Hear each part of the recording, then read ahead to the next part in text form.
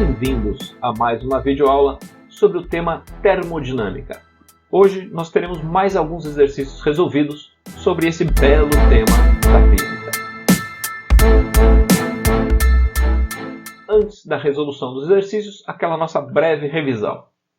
Falamos sobre a energia interna de um gás, onde U, que é a energia interna, é dada pela equação de 3 meios de nRT, onde N é o número de moles do gás, R é a constante universal dos gases e T é a temperatura em Kelvin. Vimos também que o trabalho realizado sobre um gás é igual ao produto da pressão naquele gás versus a variação do volume sofrido por aquele gás.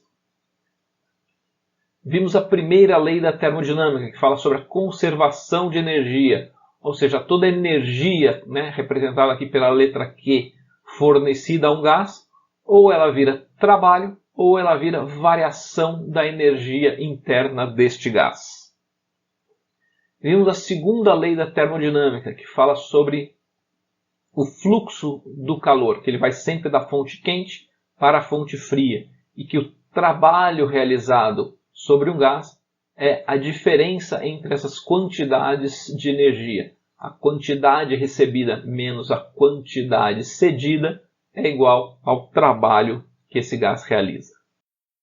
Vimos o conceito de rendimento nas máquinas térmicas, que é o trabalho que ela produz dividido pela quantidade de energia que foi inserida nesta máquina, que é a quantidade de energia que foi recebida por esta máquina. Vimos o ciclo de Carnot, no qual ele demonstra que o rendimento de uma máquina térmica é sempre menor do que 1. Vimos que existe a proporcionalidade entre Q1 e Q2 e T1 e T2, que são as quantidades de energia recebida e cedida, e as temperaturas das fontes quentes e frias. E vimos que o rendimento pode ser reexpressado desta maneira aqui, porque eu tenho trabalho aqui, tenho Q1, então isto aqui nada mais é, esta fórmula aqui nada mais é do que a junção desta do rendimento com esta do trabalho. E vimos o ciclo Otto também, que é o ciclo dos motores a combustão interna. No nosso primeiro exercício aqui, a gente tem uma máquina térmica, no qual são fornecidos 3 kJ para essa máquina. E esses 3 kJ vêm da fonte quente, e essa máquina térmica passa 780 joules para a fonte fria. E ele pergunta aqui qual é o trabalho realizado por esta máquina, considerando que toda energia que não é transformada em calor passa a realizar trabalho. Então a gente tem a fonte quente, a gente tem aqui a fonte fria, tem a nossa máquina térmica, ela recebe uma quantidade de calor, cede uma quantidade de calor, e a diferença entre essas duas quantidades é o trabalho realizado. Então aqui os dados, ela recebe 3.000 joules, cede 780 joules, e como a gente sabe que trabalho é a diferença entre essas duas quantidades, a gente tem aqui que trabalho é Q1 menos Q2, trabalho então é igual a 3.000 menos 780, ou seja, trabalho igual a 2.220. 2.220 o quê? Joule é energia, então trabalho igual a 2.220 joules, que é a unidade de energia no sistema internacional. No exercício número 8, ele pergunta qual que foi o rendimento da máquina térmica no caso anterior. Então vamos lá. Lembrando, as quantidades de energia foram 3.780. Nós sabemos que o trabalho, nós já calculamos isso, foi 2.220. E a gente sabe que rendimento é a quantidade de trabalho que foi obtida dividido pela quantidade de energia que eu coloquei no processo. Então, rendimento, trabalho dividido pela quantidade de calor 1. Trabalho a gente já calculou, foi 2.220 dividido por 3.000. Isso aqui dá 0,74, ou seja, um rendimento de 74%.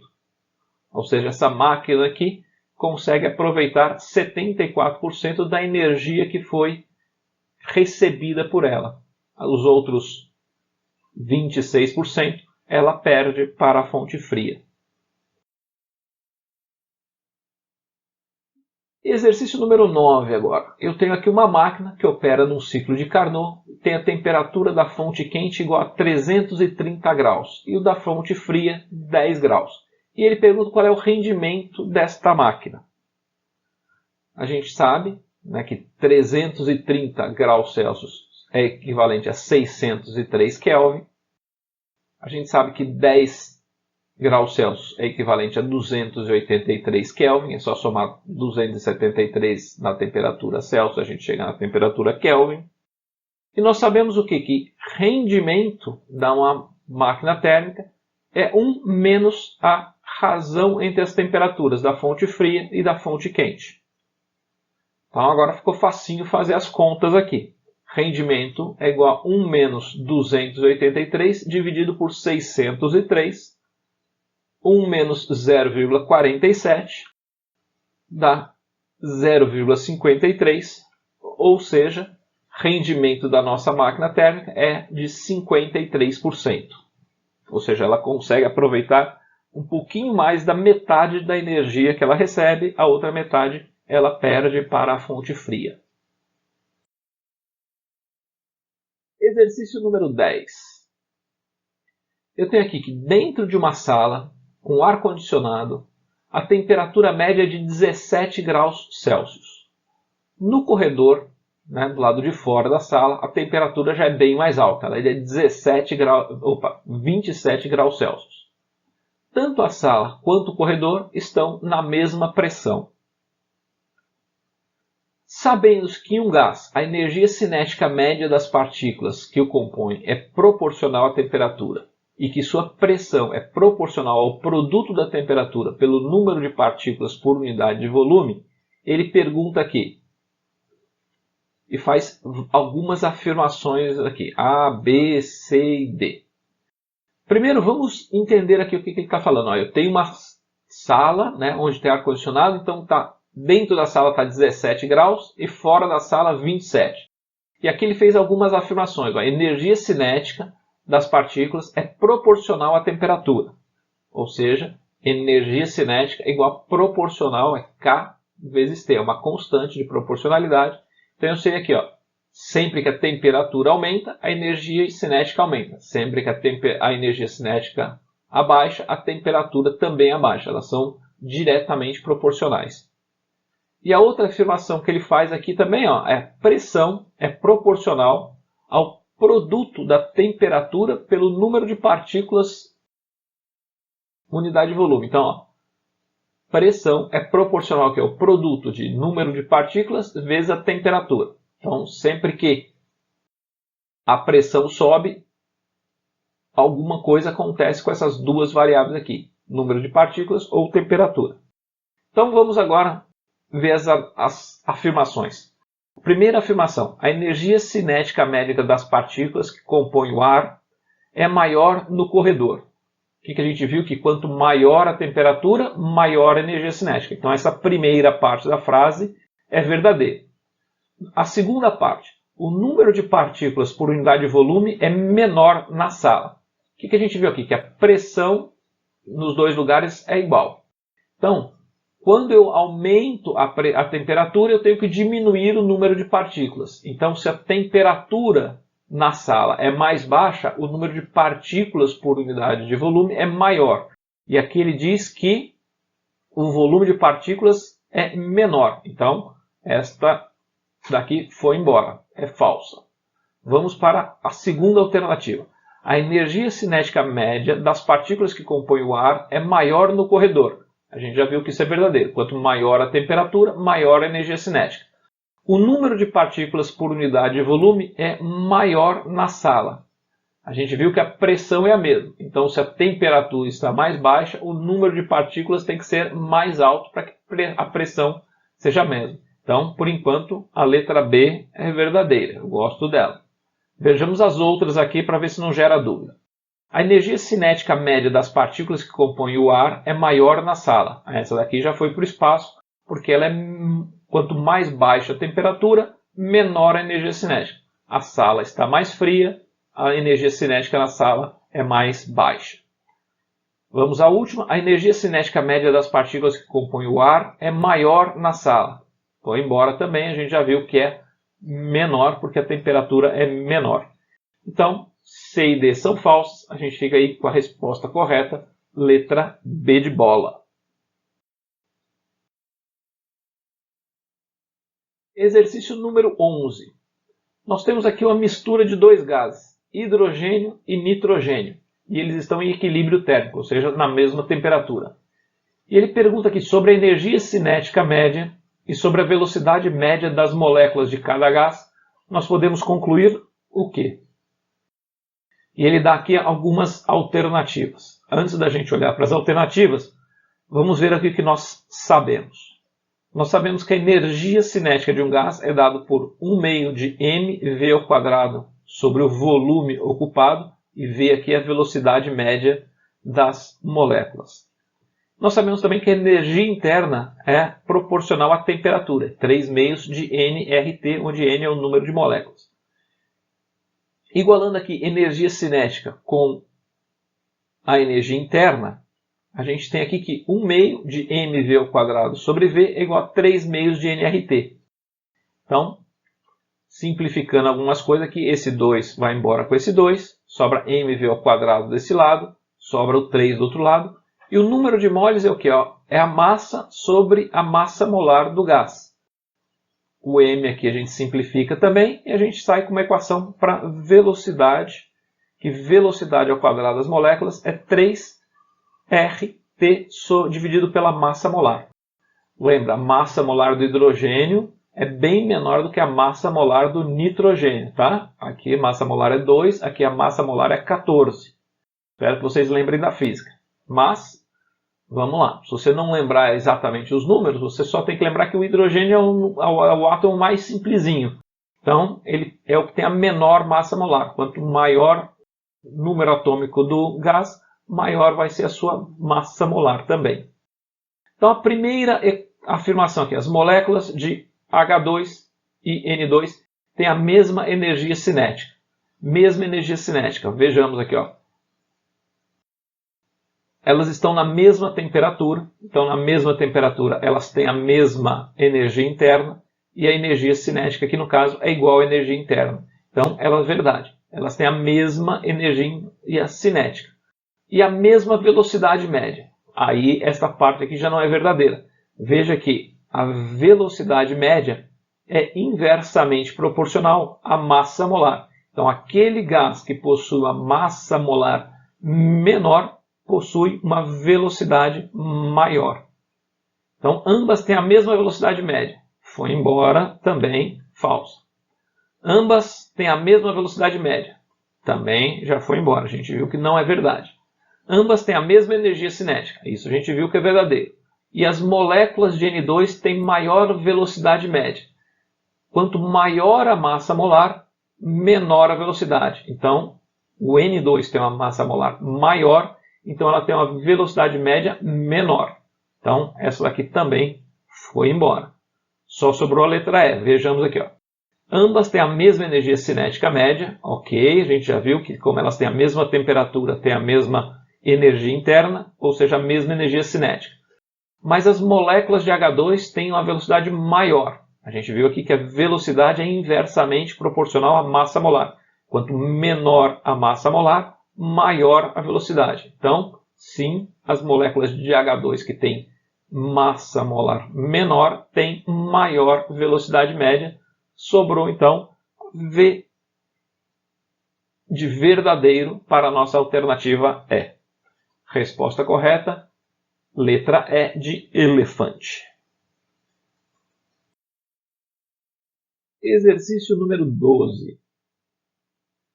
Um motor de ciclo Carnot tem um reservatório de baixa temperatura de 7 graus Celsius. E ele apresenta um rendimento de 30%. E ele pergunta aqui, a variação de temperatura em Kelvin da fonte quente para que a gente aumente o rendimento desta máquina para 50%, qual deve ser? Então vamos lá.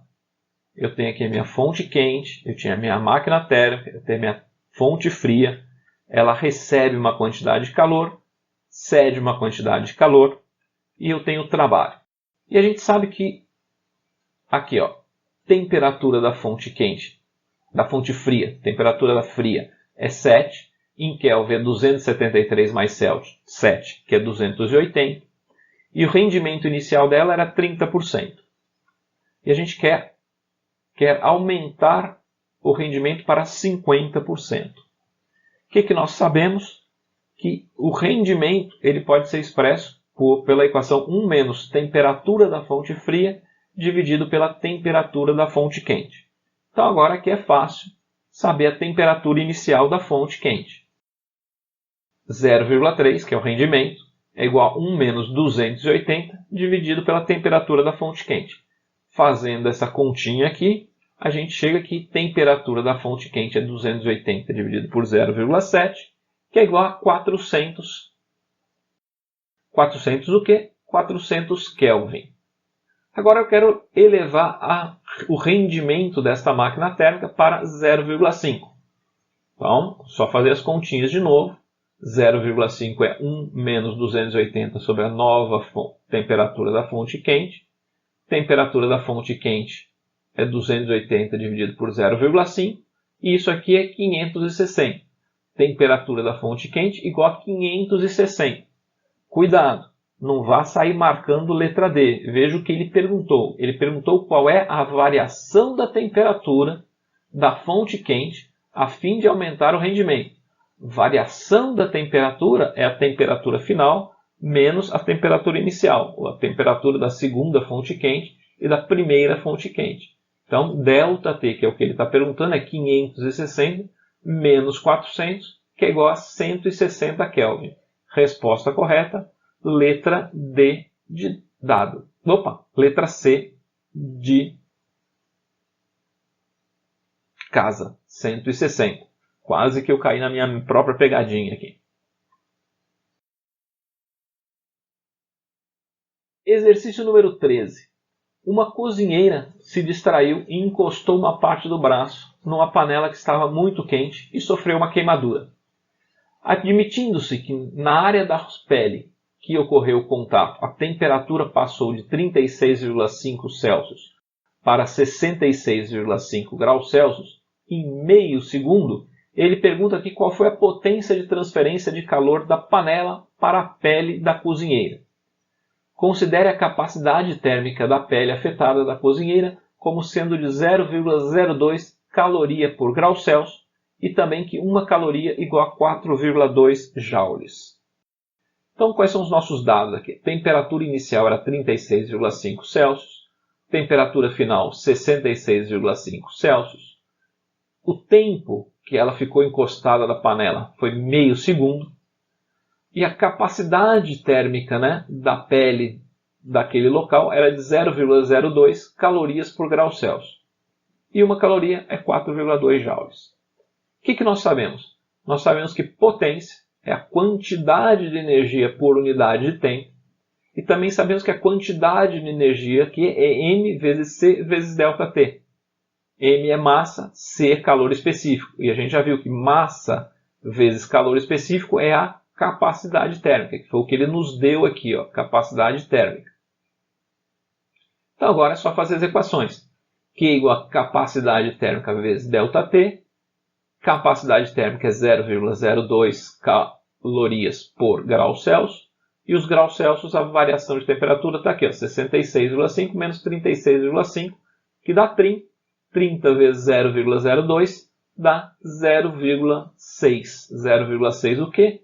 0,6 calorias, porque aqui a capacidade térmica que ele nos deu está em calorias. Transformando isso aqui para joules, é só multiplicar por 4,2 e eu tenho que a quantidade de calor que passou da panela para a pele da cozinheira foi de 2,52 joules. Segunda parte do problema, que é calcular a potência, é só dividir a quantidade de calor pela unidade de tempo. Então, Q dividido por tempo, 2,52 dividido por 0,5, dá 5,04. 5,04 o quê? 5,04 watts. Então, resposta correta, letra A.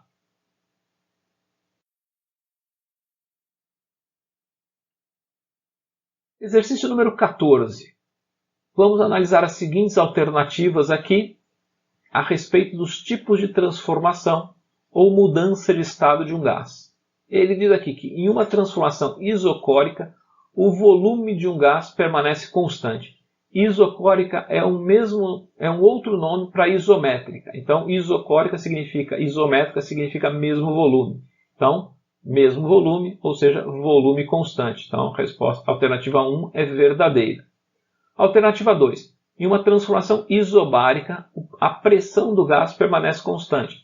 Iso é igual, bárica é pressão, então pressão constante. Alternativa 2 também é verdadeira. Isotérmica, essa é a mais fácil de todas. Térmica é fácil de saber o que é. Iso a gente já viu que é igual. Temperatura do gás permanece constante. Verdadeiro também. E na transformação adiabática. A transformação adiabática é aquela que não ocorre transferência de calor entre o gás e o meio ambiente. Ou seja, nem entra nem sai calor. Então varia volume, pressão e temperatura. Verdadeiro. Então, todas as alternativas são verdadeiras. Qual alternativa aqui reflete isso? A alternativa C. Resposta correta, então, C de casa.